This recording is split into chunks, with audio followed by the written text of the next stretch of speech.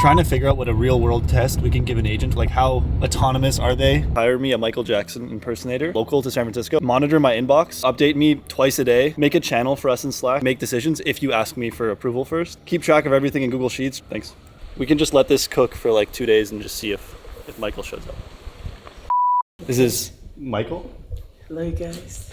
Jackson, the one. What's up, dude? I'm Joseph. Oh, nice to meet you, man. Hi. What's going on? Nice. Nice, dude.